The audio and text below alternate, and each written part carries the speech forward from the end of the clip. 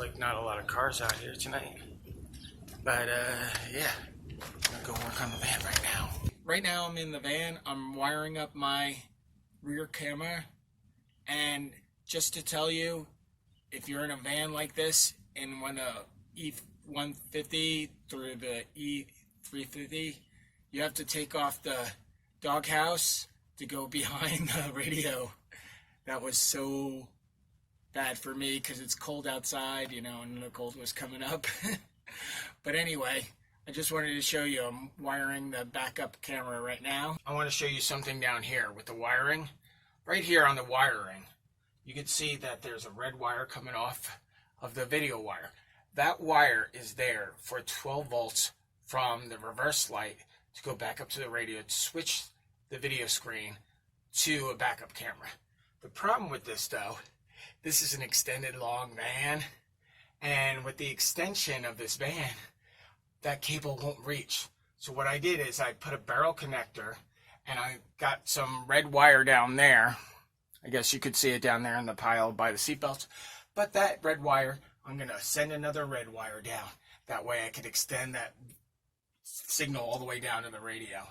But one of the things I have to do to get into the back plate right there, that black sheet there, it's all these T bits again. So I have to wait for my buddy Will to come out to give me some T-sockets to try to get that off so I could get to the door and then drill a hole through the license plate frame to put the backup camera in there.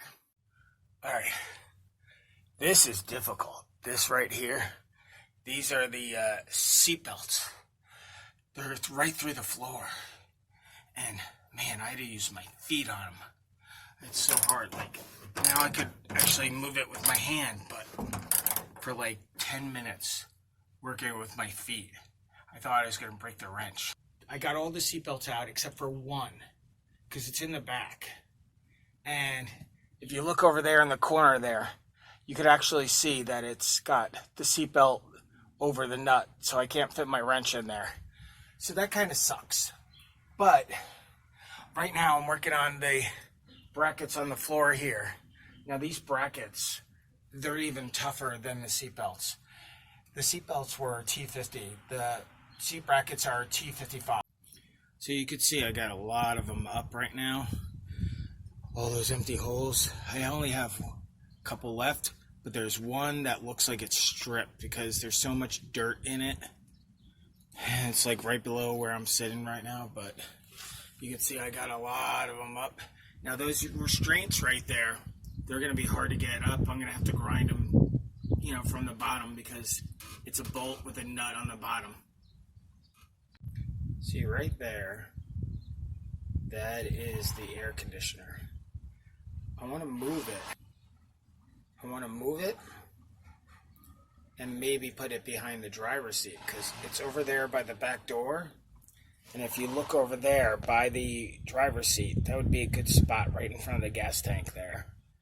The problem is, I don't know what all those wires do. I don't know if they are for just 12 volt system or it does more 12 volts in it or something like that. Because I think the car is all 12 volts, duh. It's the alternator that does 12 volts. So maybe they put another 12 volts in it to do 24 volts or something like that. Because there are a lot of controlling wires. You have the air conditioner wires going in and the heat wires going in. So I do not know for sure. And I don't think the Haynes manual goes deep enough into it.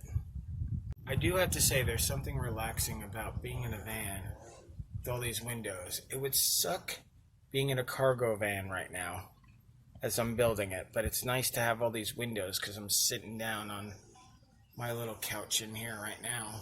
But this is really awesome to have all these views and then just block it off at night. There. That is one of the welded joints there. I got to try to grind them off today or tomorrow. So,